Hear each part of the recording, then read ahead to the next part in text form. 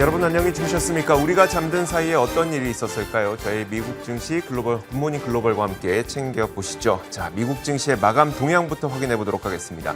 자, 지난밤 사이에 3대 지수는 일제히 강보합권에서 마감이 됐습니다. 이런 가운데 다우지수와 S&P 500 지수는 다시 한번 사상 최고가, 신고가 행진을 이어갔고요.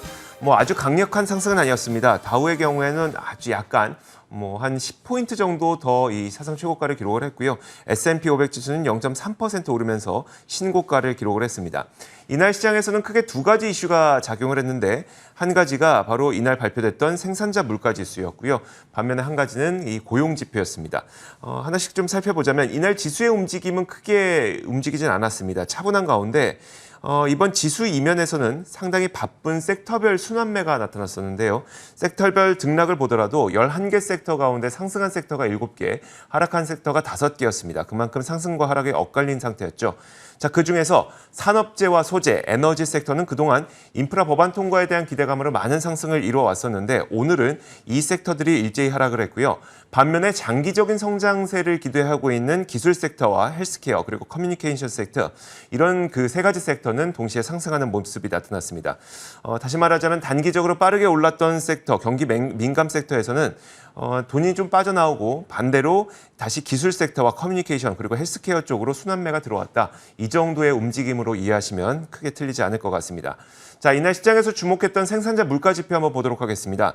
7월 근원 PPI 지표인데요. 변동성이 큰 에너지와 식음료를 제외한 근원 PPI를 보니까 0.9% 올랐습니다. 시장 예상치가 0.5% 상승이었기 때문에 생산자들이 느끼는 물가는 시장의 예상보다 높았던 것인데요. 생산자 물가라고 하는 것은 바로 직원들에게 주는 임금이 얼마냐, 또 투입되는 원자재 비용이 얼마나 늘었냐 이런 것들을 보여주는 게 생산자 물가인데 이 물가가 0.9% 오른 것으로 시장 예상치보다는 물가가 많이 올랐다고 느낄 수도 있겠지만 지난달에 비해서는 인플레이션 상승 속도가 많이 둔화되고 있어서 시장에서는 오히려 부정적으로 작용하진 않았습니다.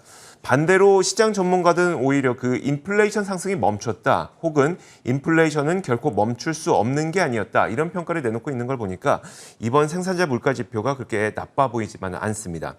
자, 신규 실업보험 청구 건수도 37만 5천 건을 기록했는데요. 시장 예상치였던 38만 5천 건에 비해서 줄어들었습니다. 3주 연속 감소세를 보이고 있는 것으로 미국은 고용시장이 차분하게 개선되고 있다는 점을 이 지표를 통해서도 확인할 수가 있었습니다. 자, 실적 발표했던 기업들 살펴보겠습니다. 장 마감한 직후에 디즈니가 실적을 발표했는데 매출과 이익 모두 시장 예상치를 웃돌았습니다. 그런데 디즈니의 경우에는 이것보다 훨씬 중요한 게 있었죠. 바로 디즈니랜드입니다. 디즈니랜드는 팬데믹으로 장기간 문을 닫아서 막대한 손실을 기록해 오고 있었는데 최근 단계적으로 그 제한 조치가 풀리면서 디즈니랜드도 수익권으로 돌아오고 있는 것으로 확인이 됐습니다. 그러면서 시간의 거래 주가도 거의 5% 가까운 급등을 보이고 있는 상태입니다. 덩치가 이렇게 큰 디즈니가 이렇게 크게 올라갈 수 있다는 것은 그만큼 굉장히 큰 회복이 일어나고 있다는 것을 보여주는 거고요. 자, 에어비앤비도 오늘 장마감 직후에 실적을 발표했습니다. 예약률이 굉장히 강력했던 것으로 확인이 됐고 매출도 300%나 급증을 했다고 합니다. 이렇게 좋음에도 불구하고 에어비앤비의 시간의 거래 주가는 2.8%가량 하락을 하고 있는데 아무래도 델타 변이 바이러스에 대한 우려감이 작용하고 있는 것으로 분석이 되고 있습니다. 자, 특징적이었던 기업들도 몇 가지 살펴보겠습니다. 첫 번째로 오픈도어인데요. 온라인 부동산 거래 플랫폼이죠. 이 오픈도어가 실적을 발표했는데 예상보다 적자가 많이 축소가 됐고 분기 가이던스도 상향했습니다. 여러모로 좋은 점이 많다 보니까 오픈도어의 주가는 24% 급등한 채 마감이 됐고요. 자, 마이크론 보겠습니다. 자, 마이크론의 경우에는 모건 스탠리에서 메모리 칩 분야의 하락세가 계절적으로 진입을 하기 시작했다라면서 마이크론에 대한 투자 의견을 하향 조정했습니다. 기존에는 시장 수익률 상회 의견을 제시를 했었는데요. 시장 수익률로 의견을 하향 조정했습니다. 쉽게 말하자면 매수해서 보유로 조정했다고 보시면 될 것 같고 목표 주가도 105달러에서 75달러로 거의 30달러나 크게 깎아버리는 바람에 마이크론의 주가는 크게 떨어졌습니다. 6.3% 하락한 채 마감이 됐습니다. 자, 이어서 팔란티어도 보겠습니다. 팔란티어도 실적 발표를 했죠. 장 전에 실적을 발표했는데 매출이 49% 급증하면서 월가 예상치를 상회했다는 평가가 나오고 있습니다. 가장 약점으로 꼽혔던 것이 이 팔란티어는 대부분 정부 수주다. 그렇기 때문에 민간 수주가 좀 있어야 된다는 점이 약점이었었는데 이번에 보니까 민간 분야 매출도 크게 늘어난 것으로 확인됐습니다. 그러면서 팔란티어의 주가도 11% 증가한 채 마감이 됐습니다. 자, 상품 선물 시장 보겠습니다. 자, 먼저 국제유가인데요. 국제유가는 0.4%가량 하락했습니다. 국제에너지기구에서 변이 바이러스로 인해서 수요 회복이 위축될 수 있다라는 의견을 내놨습니다. 이러면서 0.4% 하락했고요. 현재 선물 시장에서는 68.94달러를 기록하고 있습니다. 금값은 큰 변화가 없었습니다. 위아래로 등락만 있었는데 현재는 0.07% 오르면서 1754.5달러 선에 움직이고 있습니다. 자, 이렇게 시장 전반적인 움직임 살펴봤습니다.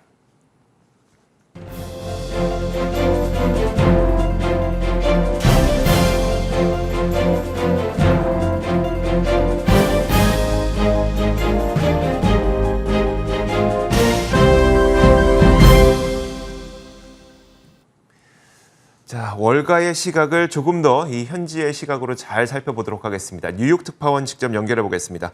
머니투데이 임동욱 뉴욕 특파원 연결돼 있습니다. 안녕하세요. 예, 안녕하십니까. 네.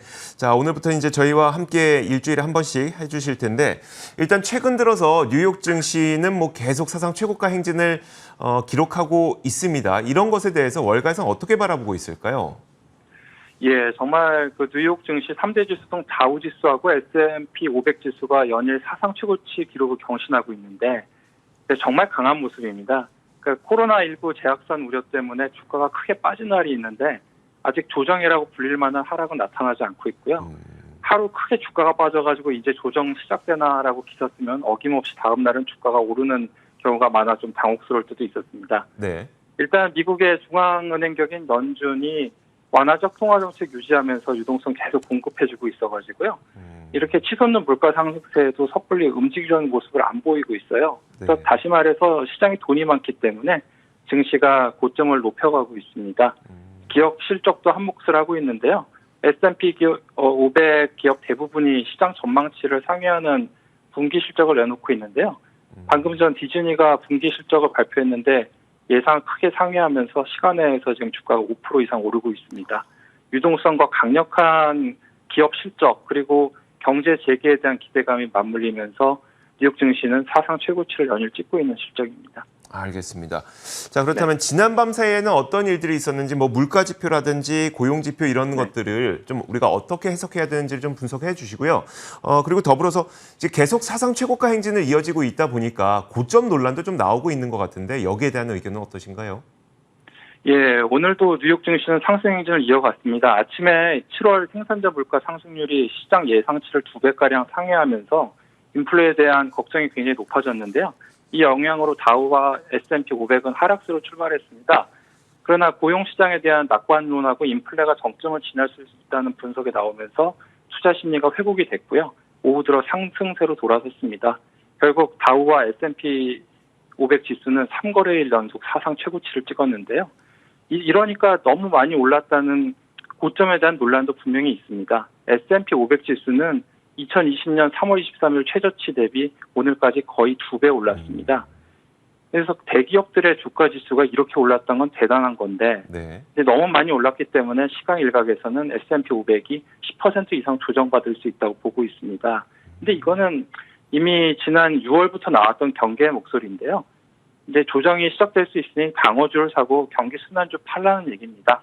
근데 앞으로 글로벌 경기 순환 지표들이 약세를 보이고 글로벌 유동성을 둔화하면서 좀 여건이 나빠지려는 관측인데요. 근데 조정을 예상한 전문가들은 이제 하반기에 시장이 잘 버티고 있지만 경기 후퇴 국면이 뚜렷이 나타날 거라고 주장하고 있습니다.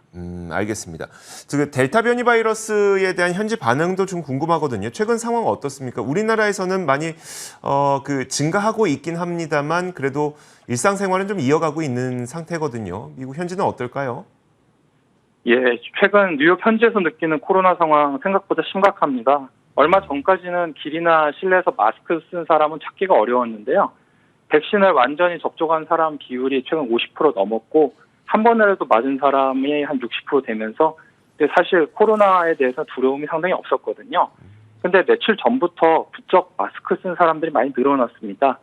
델타 변이가 확산하면서 미국도 다시 비상이 걸린 건데요. 자신 있게 마스크 벗어 던졌던 사람들도 이제 다시 마스크 쓰고 마트에 가고요. 외식도 다시 줄이고 있고요. 네. 이제 숫자로도 이게 확인이 되는 상황입니다. 10일 기준으로 미국 내 일평균 확진자 수가 11만 명이 넘었는데요. 2주 전보다 무려 86%나 증가했습니다. 또 지난달 초 하루 평균 확진자 수가 10,000명 정도밖에 안 됐는데요. 단기간 10배 이상 는 거죠. 네. 하루에 코로나 테스트 건수도 50% 가까이 늘었고 입원 건수도 85%, 하루 사망자 수는 100% 이상 늘었습니다. 그래서 참 일부 지역에서는 병실이 동나 치료도 못하고 있고요. 근데 이게 모두 코로나 지금 미국에서 발생하는 거에 90% 이상이 델타 변이로 확인이 되고 있습니다. 델타 변이가 두렵다 보니까 최근 그 미국 항공사인 사우스웨스트 항공은 3분기에 수익이 나지 않을 수 있다고 경고를 했는데요. 왜냐하면 이것 때문에 비행기 예약 속도가 느려지고 취소권이 급증하고 있기 때문이죠. 이달 20일 열릴 예정이던 뉴욕 국제 모터쇼도 취소됐습니다. 그래서 앞으로 델타 변이가 앞으로 미국 사회 전반에 어떻게 영향을 미칠지는 좀 더 지켜봐야 될 것 같습니다. 현재 미국 정부는 백신 접종 안 한 분들한테 백신을 빨리 맞으라고 대대적으로 TV 광고까지 하고 있는데요. 네. 지금 접종 상황 보면 거의 정체된 모습입니다. 그나마 다행인 거는 그동안 버텼던 사람들이 최근 백신을 맞으려고 한다는 소식이 들리고 있다는 거죠. 네. 알겠습니다. 그러니까 지금까지는 그 자발적으로 맞을 사람들은 거의 다 맞았고 지금부터는 좀 강요를 해야지 맞을 사람들이 남아있는 상태에서 델타 변이 바이러스가 좀 가속화되고 있다 보니까 그게 좀 우려스럽다. 이게 현재 반응이네요. 알겠습니다. 그 테이퍼링에 대해서는 좀 어떨까요? 테이퍼링을 할 수 있을 만한 조건은 만들어졌다. 이런 평가가 나오고 있을까요? 현재에서는? 예, 그렇습니다. 그 연준은 그동안 경기 살리기 위해서 이제 과감하게 풀었던 유동성을 이제는 걷어들여야 될 시점이라고 이제 보는 것 같습니다. 네. 물론 델타 변이에 대한 불확실성이 있지만은 처음 이제 팬데믹 발생했을 때 같은 작년 같은 메가톤급 충격은 없을 거라고 예상이 되고 실제로 경제는 빠른 회복세 보이면서 좋아졌거든요. 그래서 이제 연준은 지난번 그 연방공개시장위원회 FOMC 정례 회의에서 언제 어떻게 자산 매입 줄여야 될지 논의하기 시작했죠. 그래서 일단은 테이퍼링 카드도 꺼낼 수 있는 여건은 만들어지는 상황입니다. 근데 연준은 그 조건으로 고용과 물가 상승률을 조건으로 걸었는데 고용 상황은 최근 굉장히 상당히 회복세 보이면서 연준 기준에 근접하고 있습니다. 이제 관건은 인플레죠. 이제 지금 미국에서는 모든 게 오른다고 해도 과언이 아닐 정도로 물가 오르는 게 몸으로 느껴집니다. 그런데 연준은 이 같은 인플레가 일시적이라고 강조하면서 긴축 전환을 미루고 있고요. 그래서 시장에서는 연준의 말도 안 믿으려는 모습을 보이고 있습니다. 그러면은 이제 그 5%씩 물가가 오르고 있는데도 불구하고 연준은 계속 인플레이션의 일시적 현상이다라고 하는 원인에 대해서는 어떻게 보세요? 연준의 논리는 현재 나타나고 있는 인플레 주요 원인이 수요와 공급 불일치 때문이라고 하거든요. 그래서 수급 문제가 풀리면 인플레도 자연히 정상적인 수준으로 돌아갈 거다. 그렇게 보는 겁니다. 실제로 올해 초에 목재 가격이 엄청 급등을 했는데 이후에 큰 폭으로 떨어졌습니다. 근데 연준의 이런 주장을 뒷받침해 줄 수 있는 수치가 최근 나왔거든요. 지난 4월에서 6월 동안 급격하게 올랐던 중고차와 트럭 가격이 7월 들어서 0.2% 상승한 데 그쳤습니다. 불과 한 달 전 6월에 중고차하고 트럭 가격은 한 달 동안 10.5% 급등하면서 지수 전체 상승분의 3분의 1을 차지했거든요. 큰 변화입니다. 그래서 연준의 주장이 일부 사실로 확인됐다고 볼 수 있는데 긴축을 빨리 안 해도 문제 없을 거라는 안도감이 시장에 퍼졌고요. 그래서 어제 뉴욕 증시 또 사상 최고치 찍은 겁니다. 하지만 물가 상황 만만치 않습니다. 오늘 나온 7월 생산자 물가 부담입니다. 시장 예상치를 2배가량 상승을 했는데 이 생산자 물가는 수요 급증, 공급망 제약, 원자재 부족 등 여파로 급등세를 보이고 있는 거고요. 그래서 이렇게 기업들의 원가 부담이 늘어나니까 이 가격을 올리게 되고 이는 고스란히 소비자 부담으로 전가되고 또 이제 요새 사람 구하기 굉장히 어렵습니다. 미국이. 임금 상승 압력이 굉장한데요. 어디를 가도 사람 구한다는 팻말이 붙어 있어요. 얼마 전에 누구나 다 아는 마트에 갔는데 거의 셀프 계산되거든요. 근데 거기에 사람 직원들이 도와줘야 돼요. 오류가 나면. 근데 직원들이 없어서 다들 계산도 못하고 있고, 대형 호텔들도 저기 숙박객들 방 청소해줄 인력이 부족해가지고 네. 숙박 3일째 되는 날에나 청소해주는 그런 상황입니다. 예. 그렇게 사람들이 지금 아직 일자리는 많은데 일을 아직 안 하고 있는 그런 상태인 거네요. 네. 자, 그렇다면 이제 우리가 테이퍼링을 준비하는 이유는 미국의 주택 시장은 또 앞으로 어떻게 흘러갈 거냐에 대한 궁금증도 있는 거거든요. 만약에 테이퍼링 지나고 금리 인상까지 되면 이렇게 불붙었던 미국의 주택 시장이 또 약간 충격받는 것 아니야? 뭐 이런 걱정이 있어서인데 주택 시장에는 어떤 영향을 미칠 것으로 얘기가 나오고 있을까요? 지금 최근 미국 주택 가격은 30년 만에 가장 빠른 속도로 오르고 있습니다. 근데 지난해부터 치솟기 시작했는데 어디나 그렇듯 역대 최저 수준의 금리를 이용해서 주택을 구입하려는 수요가 늘기 시작했기 때문이죠. 이 같은 수요는 그 주택 공급 부족하고 맞물리면서 집값을 역대급으로 끌어올렸습니다. 또 주거 비용도 상당한 변수가 될 것 같거든요. 네. 미국 그 뉴욕 맨하탄 집 렌트비는 코로나 발생 직후에 사람들이 대도시로 탈출하면서 급락했는데요. 이제 다시 돌아오면서 거의 복구됐습니다.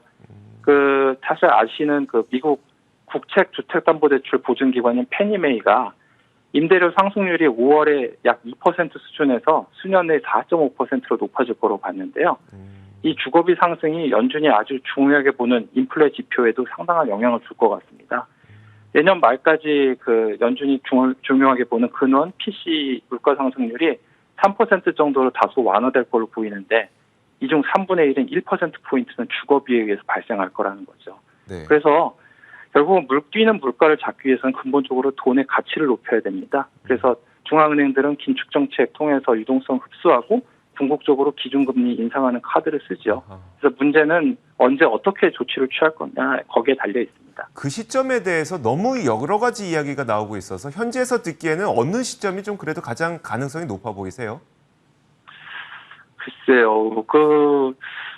요새는 조기 테이퍼링이 필요하다는 주장이 굉장히 눈에 띄게 높아지고 있습니다. 네. 그 연준에서 가장 매파적인 인물로 꼽히는 로버트 캐플런 댈러스 연은 총재는 이제 얼마 전에는 그 9월 회의에서 테이퍼링을 발표하고 10월부터 테이퍼링 해야 된다. 막 지금 그렇게까지 얘기를 하고 있고요.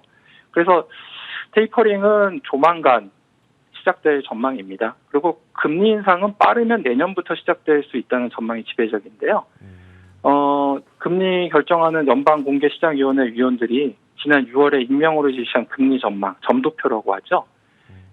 거기 따르면은 연준은 2023년에 2차례 금리 인상할 걸로 보이고요. 네. 근데 위원이 18명이 있는데 7명은 내년에 금리 인상이 시작될 거라고 봤습니다. 가장 그 최신 데이터를 하나 소개시켜드리면은 이달 초에 한국은행 뉴욕 사무소가 미국 현지 투자은행들 대상으로 금리 예상 시점 조사했는데요. 13개 투자은행 중에 2곳은 내년 하반기, 2020년 상반기하고 하반기 꽂은 곳은 각각 3곳과 8곳입니다. 그러니까 2023년에는 무조건 시작을 한다고 봐야 될 것 같아요. 근데 금리 인상하면은 한국 같은 나라들 영향 상당할 것 같습니다. 달러화에 대한 수요가 높아지면서 환율이 급격히 움직일 수 있고 시장 금리 상승으로 가계부채 문제도 불거질 수 있겠죠. 알겠습니다. 자, 마지막으로 그러면 우리가 이제 다음 주에 미국 시장에 참여하시는 분들이 좀 주의 깊게 살펴봐야 될 몇 가지 일정이 있다면 어떤 게 있을까요? 예, 뉴욕 현지 시간으로 다음 주 화요일 오전, 한국 시간으로는 화요일 밤에 나올 7월 소매 판매 데이터를 주목해야 될 것 같습니다. 소비는 미국 경제의 3분의 1을 차지하는 버팀목인데요. 지난 6월 데이터는 정부가 코로나19 관련 규제들을 없애면서 사람들이 나와서 돈을 쓰기 시작했거든요. 7월에 어떤가 한번 봐야 될 것 같습니다. 다음 봐야 될 거는 다음 주 목요일 새벽에 지난달 열린 FOMC 의사록이 공개됩니다. 시장이 지금 가장 큰 관심사가 테이퍼링인데 연준 내부 시각을 좀 더 깊이 있게 볼 수 있을 것이고요. 같은 날 밤에는 주요 고용 지표인 주간 실업급여 신청 건수가 나옵니다. 지난주까지 상황 괜찮았습니다. 조금만 더 떨어지면은 최저치까지 갈 수 있을 것 같은데요. 역시 최근 확산하는 델타 변이가 앞으로 고용 시장에 어떤 영향을 줄지 계속 봐야 될 것 같습니다. 네, 알겠습니다. 자, 지금까지 머니투데이 임동욱 뉴욕 특파원이었습니다. 말씀 고맙습니다. 예, 감사합니다.